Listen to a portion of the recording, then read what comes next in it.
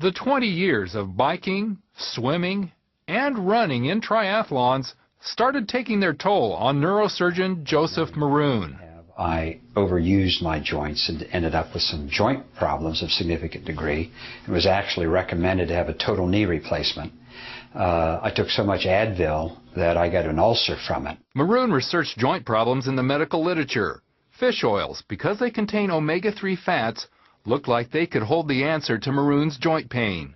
I started on that, and sure enough, I was able to get off of the Celebrex, the Advil, the ibuprofen, and all the non-steroidal anti-inflammatories. Omega-3 fats are good for the heart, too. New research from Japan shows that Japanese men have far less heart disease than American men. Even though their lifestyles aren't that great, many of them smoke, Japanese men eat fish every day, and fish is high in heart-healthy omega-3 fats. When Japanese men move to other places, they stop eating so much fish, and their heart health becomes as bad as men in the United States. Maroon also finds omega-3s useful in his specialty, neurology. He designed a study for his large numbers of back and neck pain patients with disc problems. Many of these had been recommended for surgery, others that I would have operated on myself. Patients took 2,300 milligrams daily of concentrated fish oil. 60% were able to go off their pain medication. Many are expected to delay or even avoid surgery. Nutrition expert Ann-Louise Gittleman sees another important benefit from omega-3 fats. That the omega-3s are just about the ticket these days for healthy heart, for healthy brain function, for healthy joint function, and are also important, believe it or not, for weight loss. A study had two groups who ate the same level of calories and fats, but one group took 6,000 milligrams of fish oil in place of 6,000 milligrams of dietary fats like butter and cooking oil. The fish oil group burned fat at a 25% higher rate and lost 2 pounds of body fat in 3 weeks. Gittleman says fish oil helps reduce belly fat, a type of fat which causes inflammation and harms the brain and circulatory system. And reducing inflammation inside the body can have an unexpected benefit on the outside of the body.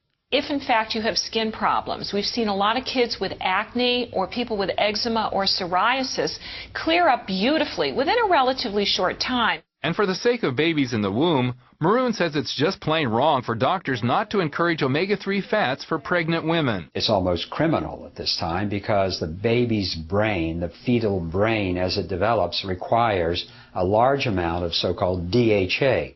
DHA is one of the two main components of fish oil. The other is called EPA. One of the ways they work together is by squelching the silent inflammation of disease. I know if a splinter is in my finger, it hurts. My coronary arteries don't know when the plaque is building up to the point that it's squeezing the blood from my heart until I develop angina or a heart attack. That same silent damage characterizes Alzheimer's disease as well. High doses of omega-3s are reported to slow down that inflammatory brain damage. So how can we compete with the Japanese in getting the benefits of omega-3 fats? The Japanese average a serving a day of fish, about 3 ounces.